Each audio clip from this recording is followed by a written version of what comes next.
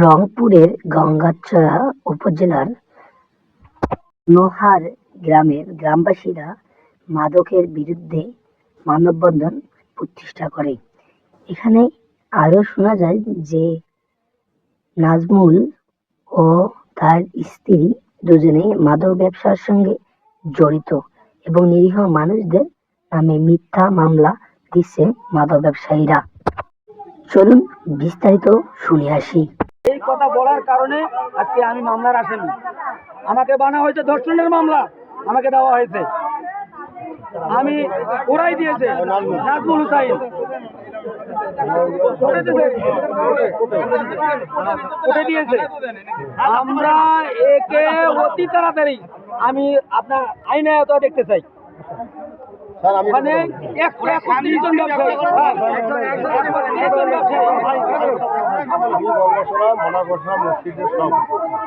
Sir এর আগে আমরা আসিয়ে টিউনো মহাজয়ের কাছে ম্যাডাম ছিল, ওনার কাছে কাগজ দিচ্ছি, ওনার কাছে কয়েকজনকার নাম মেনশন করে দিচ্ছেন স্যার, দেওয়া উচিত নয়। তারপরে দিয়ে ফেলেছিলেন স্যার, ভুল করিয়ে দিয়ে ফেলেছি কেন যে কী যা হইবে মরগুন বাঁচবো সামনে কী হইবে আছে ওখানে টিউনো ফেরত দিছি। এমপি মহাজয় দিয়েছিল, ওনাকে দিয়েছি মতিন সেবক, দেওয়ার পরে উনি বলছে ইমিডিয়েটলি আমি এটা দেখতেছি। আমরা ওসিলের কাগজ দিছি, আমরা রুহুল আমিন চেয়ারম্যানের কাছে কাগজ দিছি, আমরা থানা যে অধিকারের সাথে বসছিলাম, উনি কয় আপনারা ধরবেন, ধরি আমাদের কল দিবেন। আর এমনি অবস্থা খারাপ, বিশেষ করবেন স্যার এখান থেকে গেছি আমি সভাপতি, আমি যে দাঁড়াছি ব্যবসায়ী যে ভাষা বলে ব্যবহার করতে স্যার মানে টাঙ্গায় সেক্রেটারি পড়ে গেল, ওকেও পাইনি মনে হয় টাঙ্গায়, মানে একজনের নাম দেয় নেই, ওটা করে না বুঝলেন। আর এই জন্য স্যার আমার কথা ওটা নয়, এমনি একটাই কথা হইলো সে তারা ব্যবসায়ীর বিরুদ্ধে রহস্য বিধয় তাদের বিরুদ্ধে কেস করা হয়েছে। এই মামলা এই বিষয়ে পুলিশদের সাংবাদিকরা জিজ্ঞেস করলে সাংবাদিকদেরকে পুলিশ বলে, একজন মাদক ব্যবসায়ী মামলাটা রেকর্ড করলো, অবশ্যই আপনাদের দেখার দরকার ছিল বা ভালোভাবে যাচাই করার দরকার ছিল কারা কারা এদের সঙ্গে জড়িত। বিষয়গুলো না দেখে একজন মাদক ব্যবসায়ী মামলা রেকর্ড করে এই সাধারণ মানুষকে হয়রানিমূলক করার জন্য আসলে আপনারা কি পদক্ষেপ গ্রহণ করতেছেন বা এখন কি করবেন? ধন্যবাদ। আপনারা দেখতে পেরেছেন যে ময়নাপাশা গ্রামে বেশ কয়েকজন ব্যক্তি মাদক ব্যবসার সাথে জড়িত। আমরা আজকে এলাকাবাসী মানববন্ধন র্যালি করেছে এবং তারা তাদের দাবি দেওয়া পেশ করেছে তাদের গ্রেফতারের বিষয়ে। তো আমরা এই বিষয়ে কিন্তু অভিযান পরিচালনা করছি। ইতিমধ্যে আমাদের অনেক সাফল্য অর্জিত হয়েছে, আমরা এই অভিযান চলমান দেখেছি। আর মামলার বিষয়টি আমার জানা মতে আমাদের থানায় কোনো মাদক ব্যবসায়ী বাদী হয়ে এই নিরীহ লোকজন বা এই ময়নাপাশা গ্রামের বিরুদ্ধে মামলা করেছে এই তথ্য আমার কাছে জানা নেই।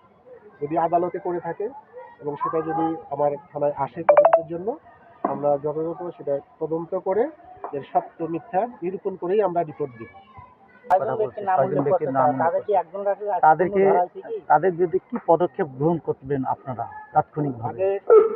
আইনানুগভাবে তাদের কাছে তাদের বিরুদ্ধে যা করা দরকার, যদি তাদের হেফাজতে কোনো কিছু পাওয়া যায়, মাদক পাওয়া যায়, অবশ্যই তাদের বিরুদ্ধে আমরা তাদের অ্যারেস্ট করবো, মালামাল সহ ধরবো, মামলা দিব। আচ্ছা ভাই, এবং আমাদের অভিযান চলবে, তাদের এখানে নিয়মিতভাবে আমাদের অভিযান অব্যাহত থাকবে। কিন্তু ভাই এখানে প্রায় আমরা দেখলাম যে মানববন্ধন প্রায় 400-500 লোক আসছিল, আমরা দেখলাম। কিন্তু যে এরা অভিযোগ করার পরে আপনাদের আবার করতে হবে, এই যে বললেন যে মাদক পাইতে হবে, মাদক পাইতে হবে না, এটা আইনের একটা সবকিছু নিয়মের মধ্যে চলে।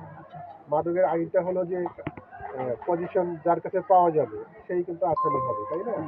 একজন নিরপরাধ মানুষ বা যার কাছে কোনো কিছু পাওয়া গেল না তাকে তো আর আইনগতভাবে তার বিরুদ্ধে ব্যবস্থা নেওয়া যায় না। যেটুক পাওয়া যায়, আমরা যেটুক আছে আইনে আমরা সেইটুকু। এই যে তাদেরকে কিন্তু অনেকে হুমকি দিচ্ছে, এই নাজমুল এবং তার স্ত্রী রুমানা, তারা কিন্তু অভিযোগ করলো তারা না, এই নাজমুল কিন্তু তাদেরকে হুমকি ধামকি দেওয়া হচ্ছে, এর বিরুদ্ধে কোনো ব্যবস্থা গ্রহণ করবেন? এই বিষয়ে যদি হুমকি দিয়ে থাকে, যাকে হুমকি দিয়েছে সে যদি আমাদের অভিযোগ দেয়, আমরা একটা ডায়েরি করব এবং তদন্ত করে তার বিরুদ্ধে ব্যবস্থা নেব। আমার একটা ছোট্ট প্রশ্ন আছে, সেটা হলো যে মাদকের বিরুদ্ধে জিরো টলারেন্স দীর্ঘদিন থেকে, এই জিরো টলারেন্সের মানে একটা সীমারেখা আছে, সীমারেখাটা কি আজীবন নাকি এটা চলমান? এটা চলমান মানে চলবেই, এটা আমাদের অভিযান চলবে, চলছে। তাহলে জিরো টলারেন্সের ভিতরে থেকে এই চলমান থাকবে। জি, থ্যাংক ইউ, ধন্যবাদ।